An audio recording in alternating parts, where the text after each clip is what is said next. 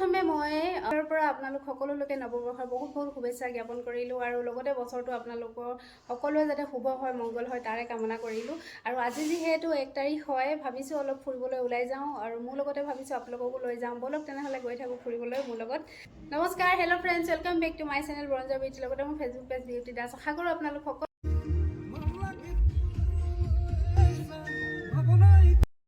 এতিয়া গৈ আছোঁ আমি ফুৰিবলৈ বুলি, যিহেতু জানুৱাৰী হয় আৰু আমি ক'ত গৈ আছোঁ তাত গৈ পাই ক'ম। লগতে মোৰ চেনেলটো ছাবস্ক্ৰাইব কৰি দিব, পেজখন ফ'ল' কৰি দিব বুলি মই আপোনালোকৰ পৰা আশা ৰাখিছোঁ। আৰু নতুন বছৰ বুলি আমি যিহেতু ওলাই আহিলোঁ আৰু আহি আমি পালোহি মাৰ্ঘেৰিটাৰ চিংফু ধাবাত। আৰু এই ধাবাখনৰ ভিতৰলৈ বুলি এতিয়া আমি গোটেইকেইটি সোমাই গৈ আছোঁ। আৰু এই ধাবাখন আপোনালোকৰ সকলোৱে চিনাকিয়ে হয়। মাৰ্ঘেৰিটাৰ চিংফু ধাবা বুলি ক'লে সকলোৱে জানে, বইল খানাৰ কাৰণে ফেমাছ হয়। আৰু এতিয়া ভিতৰত গৈ বহি লওঁ, মানে কোনখন টেবুলত খাম সেই টেবুলখনতে বহিবলৈ গৈ আছোঁ। আৰু ইয়াতো মানুহ আছে দেখিছে, মানে সকলোৱে আৰু নতুন বছৰ বুলি ওলাই আহিছে খাবলৈ আমাৰ দৰে।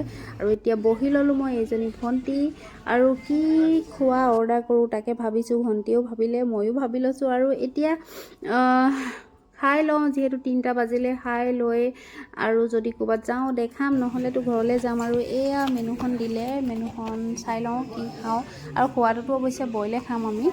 আৰু অৰ্ডাৰ কৰা হৈ গ'ল। এতিয়া এয়া আমাৰ খানা আহি পালেহি। এয়া দেখিছে টোপোলা ভাত, বইল চিকেন, সকলো বইলে লোৱা হৈছে।